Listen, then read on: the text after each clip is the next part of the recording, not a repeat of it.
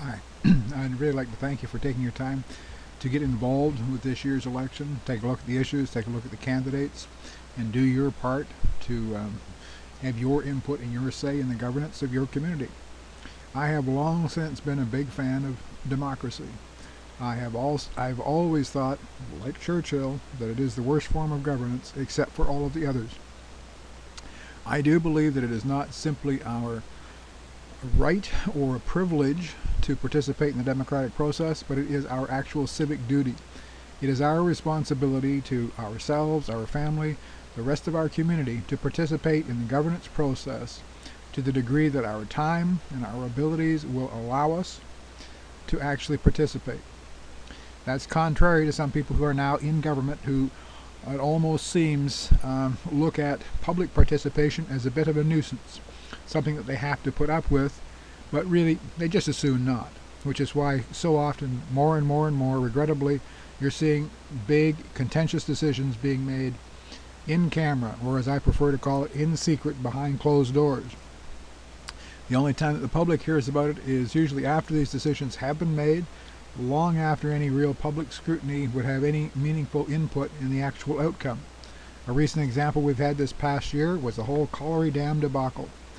They took that whole decision, made it in camera, made this massive decision that was going to impact the community, never asked the community what they thought about it, and what we've seen now is over a year-long struggle, and $2.5 million has been spent, and we're still no closer to a real solution than we were 2 years ago.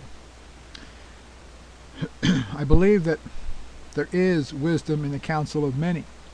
For example, I do believe that two heads are better than one. And when it comes to running the city, I do believe that if you were to actually engage more and more of the community, over 60,000 voting people in the community are certainly a greater source of wisdom and direction than the 9 representatives that we do represent the council, or the handful of senior managers at the city that are also supposed to be guiding the city.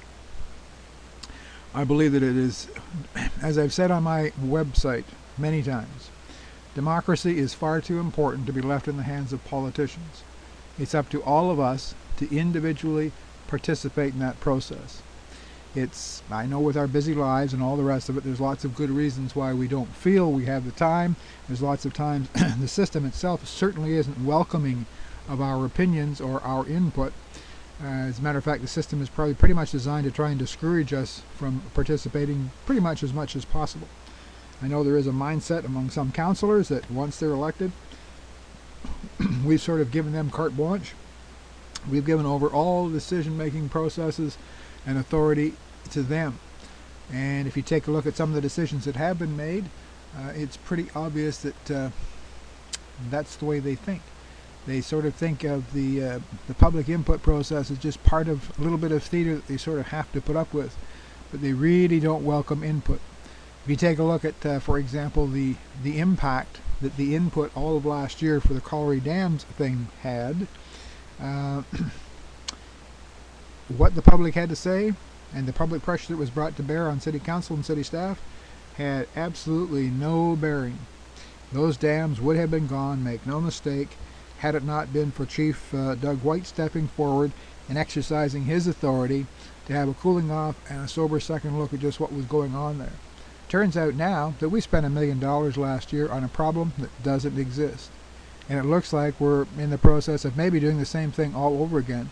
We just changed the problem. We've gone from a mythical seismic event now to a mythical flood event. It seems for some reason we have this $8 million that's just burning a hole in pockets at City Hall, and we just have to get rid of it somehow. It's things like that, and the fact that tax increases seem to be going up every year, year after year after year, and they do simply not have to go up every year. Last year, in the year 2013, there was a surplus of $4 million tax dollars that could have been used and could have been applied to the tax increases this year, and all it takes is the will of council to make sure that that happens. And what I've observed over this last 6 years, and I say that over the last 6 years I have missed very few city council meetings. I have attended in person most council meetings in the last 4 years, just about every single committee of the whole meeting, the whole governance review process this last year, which took about 80 hours of meetings. to see how the city is run. And I am of the opinion that City Council does not create policy. City Council does not direct city staff when it comes to policies. Policies are actually generated and created from within the civil service, I should say, at City Hall, among the people that are not elected, that are not directly responsible to the public. They come up with what they think are the priorities that reflect the needs and the will of the community, if you will. Then those projects are presented to City Council. City Council are encouraged to take the word of the professional staff at City Hall. So you have this peculiar way of authorizing work that gets done in the city. The actual projects and recommendations come from city staff. They go to City Council. City Council many times has very little time to really consider, or perhaps some people don't even take the time to do any independent investigation, but they take the direction from City Council, or from city staff I should say, on a major project. They then approve it, and it goes back to city staff to execute it. But when it comes down to the actual responsibility for the whole matter, City Council has taken it on themselves, and city staff doesn't bear any responsibility, because if something is wrong with a decision that was made, ultimately it's always been City Council that has approved that decision. The whole system needs a shake-up. Something has to be changed at City Hall, or we're going to be I don't think we're going to be in a very good position in the years that are coming. I believe that it is something that I can do, something that with your assistance, your help, we can actually turn this thing around. I don't think we have to be looking at tax increases year after year after year. If you listen to a couple of the other videos I've assembled on this website, I'll explain to you why I think that zero tax increases are truly doable. Some sensible spending. We're told that we just can't hold the line on taxes, yet it seems that we can find $120,000 for single-hole toilets and $100,000 for governance reviews, $25,000 for IT help, $300,000 for tax exemptions for pubs. The list goes on and on and on. So I realize that my bid for City Council is going to be a tough uphill slog for me, because I certainly don't have the recognition, and I certainly don't have the same kind of advantage that the incumbents will have. And there are going to be many people that are in this race that have a whole lot of other people's money to spend, which I don't have. So if I am going to win a place on the City Council seat, it's going to take a whole lot of support from a whole lot of people just like you that are listening to this tape.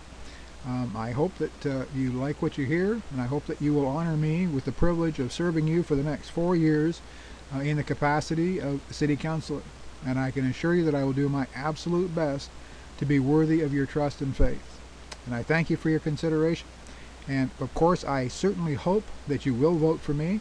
But more than that, I hope that you will get involved with this process this time around, get to know the issues, get to know the candidates.